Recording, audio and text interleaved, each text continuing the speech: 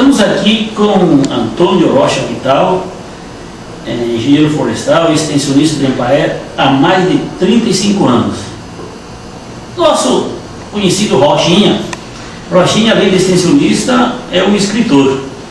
E ele vai estar aí, agora no mês de abril, lançando o seu quarto livro. E o nosso jornalista, nos assessora aqui do Sindicato ENOC, vai fazer aí uma pequena entrevista com o extensionista e escritor Rocha. Nós começamos mostrando o novo livro do Rochinha. Aqui, a Egra pega a capa aqui, ó. Um girassol no campo de trigo, dia 14, às 19h30, no saguão da Assembleia Legislativa aqui em Goiás. Esse livro estará sendo lançado.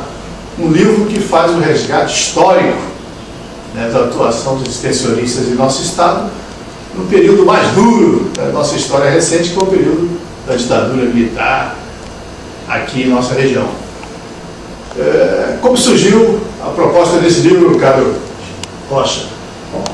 Eu tenho procurado escrever a história, o passado da extensão, porque muitos colegas já faleceram e muitas pessoas se esquecem ou fazem força para não lembrar do trabalho que o sistema de extensão prestou no Mato Grosso.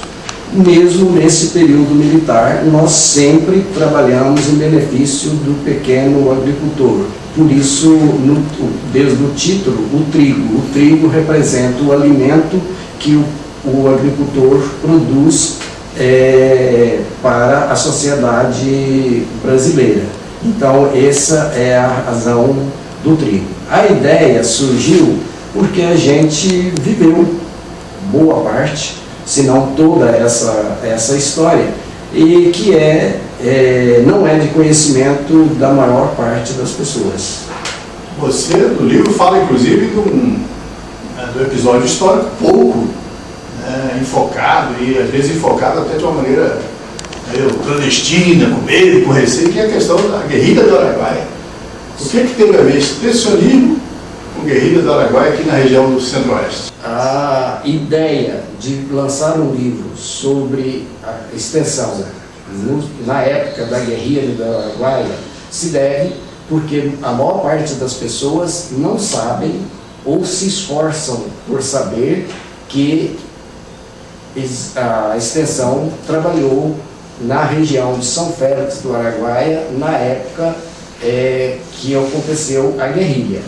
O sistema foi usado através de cursos e através de outras ações, com o objetivo principal de saber quem estava naquela região fazendo o quê, e se não era o que o militar chamava na época de paulista. Paulista era aquele grupo de pessoas que vieram do sul, por isso chamavam de paulista, e tentavam criar uma célula de um comunismo semelhante ao de Cuba aqui na região dos São Félix do Araguaia.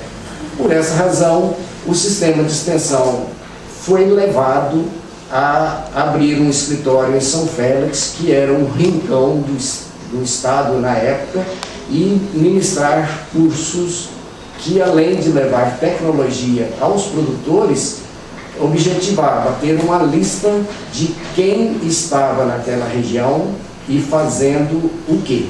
Para isso, nossos técnicos eram utilizados para fazer esses cursos mesmo em outros lugares do estado, mesmo em outros lugares, em outros estados, em vários locais.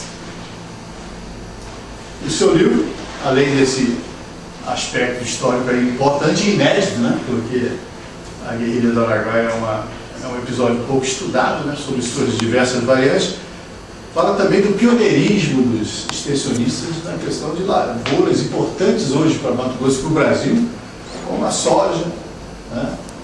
Como é que você abordou essa gênese aqui no nosso... Como era importante ocupar o espaço desocupado na época, era importante para o governo militar ocupar esses espaços, foram criados vários programas especiais, com algumas algumas características próprias. Por exemplo, as estradas foram sempre feitas no sentido norte-sul. Praticamente não existia estradas ligando leste-oeste, porque o objetivo era criar corredores de desenvolvimento, cortando esse desenvolvimento que a guerrilha queria fazer.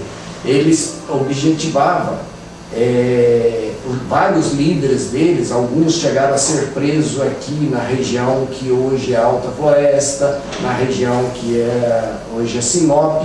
Eles tinham o objetivo de expandir a área da guerrilha para essa região. Então, os objetivos das estradas eram fazer norte-sul para criar corredores de desenvolvimento que impedisse isso. E para isso foram feitas várias atividades. E a soja, por exemplo, foi usada para ocupar esse espaço desocupado, e o sistema de extensão fez o primeiro dia de campo de soja numa fazenda em Rondonópolis, lançando uma variedade que era dita de ponta para a época, era o IAC. O trigo, as primeiras tentativas de plantar trigo no Mato Grosso foi feito pelo sistema extensão, através de campos experimentais e tal.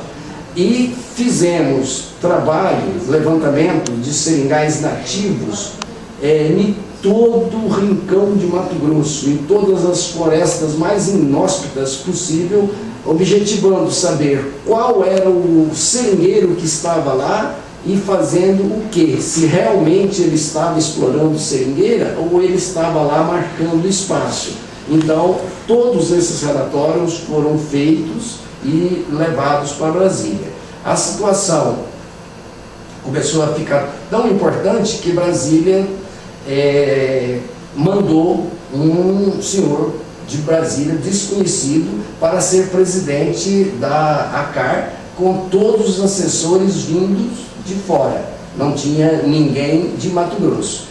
Esteve aqui um período, tal como ele apareceu, ele também desapareceu, e só restou a ata de posse e a demissão dele, que estão relacionadas. Muitos outros, para demitir, por exemplo, uma colega em São Félix do Araguaia, teve que se pedir permissão ao Exército. Existe a carta dizendo que o Exército apoiava a nomeação da nova colega para tal locais. E o nome, como já disse, o trigo representa a alimentação e o girassol representa com ele o sistema de extensão. O Vital, historiador então a serviço da IPAER, uma longa trajetória dentro da empresa, é a atração no próximo dia 14, quando a Assembleia Legislativa de Mato Grosso, né, todos os companheiros da IPAER, cidadãos também de todo o Mato Grosso, vamos ter a oportunidade de participar do lançamento do girassol no campo do trigo. Foi fácil conseguir a impressão, o lançamento desse livro? Quantos exemplares estão sendo lançados? Como ter acesso a ele? O livro será distribuído no lançamento gratuitamente, porque eu consegui um patrocínio e, como o meu objetivo é divulgar essa história pouco conhecida, no lançamento será distribuído gratuitamente. A edição tem quantos exemplares? Eu consegui fazer 500 exemplares. É pouco para uma história tão interessante. Gilmar Barreto. Por favor, me alcance aqui o livro. Foi não. Bom, importante você que está nos assistindo para participar desse lançamento, porque isso aqui, Rocha, tem tudo a ver com os 50 anos que o IPAER vai completar esse ano. Sim. Então está aqui. Isso aqui Ele tá... faz parte do início da comemoração do sistema de extensão. E é preciso conhecer a história. E é preciso conhecer o que já fizemos por esse país. Da mesma maneira, espero que até 15 de setembro eu consiga lançar o outro, que é 40 anos de seringueira, que também é trabalho exclusivo da Empaer. Então, portanto, dia 14, aqueles que querem conhecer a história da extensão rural de Mato Grosso, compareça ao lançamento do livro, repito, do nosso extensionista, engenheiro florestal e amigo Rochinha.